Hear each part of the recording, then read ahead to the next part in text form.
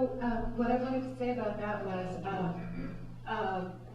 the people who are going to be the subjects for the string therapy that we do, that we've evolved, which is a form of psychodrama, enacting different parts of the dream, making them come alive, and letting the unconscious come up in this moment as we enter into it. The people who have, whose dreams we are doing are longtime clients of Marc's, and people with a great experience in the terrain of deeper feelings. So while you might notice that you might feel uncomfortable with the feelings or the material that comes up, I want you to know that they're fine.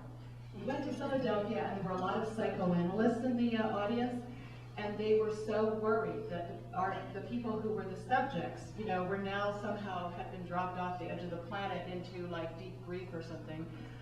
So it's just something I wanted to say, is that everybody who's going to be a subject, the four wonderful chosen people, have chosen and have a lot of experience being in the string work and being the subject. And we do this work all the time at our retreat center in northern Vermont, where we have retreats 5 times a year.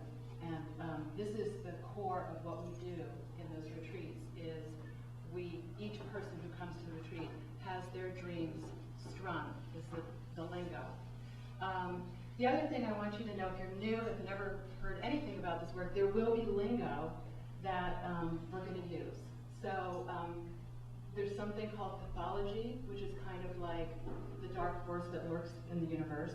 I'm going to just put it in a Star Wars kind of way. And then there's the archetypes, which are the force of good. And you get to insert whatever word works for you. I'm just using those general terms.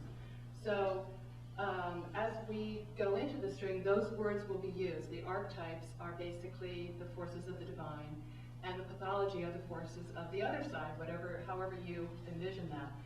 And there's the use of the word animus, which is the sort of embodied spiritual masculine energy, the male.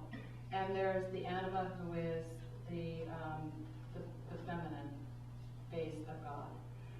So there's these two parts of consciousness, divine consciousness, and we'll be talking about those parts.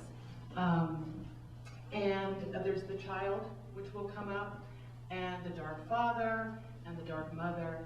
And you'll start to see, there's such a small vocabulary, but you'll start to see the themes that recur through the 4 strings. We may not get to all 4. We're going to see what happens. And so I think that's what I wanted to say about that everyone is experienced.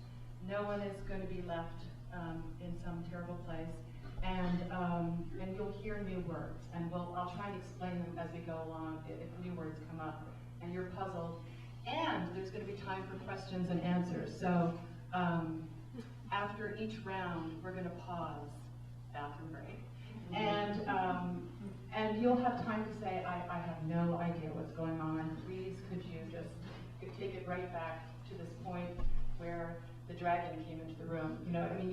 We want you to have a part here in participating, and we are going to learn from your questions, like how to do this in a way that we can communicate the heart of this work, which is what we're learning to do. So we're going to lead off with another song by Bob Murray. Bob, are you up for that? Sure. Wait till the day after. Oh, you want to be after? With the song. Okay. There you go. Okay.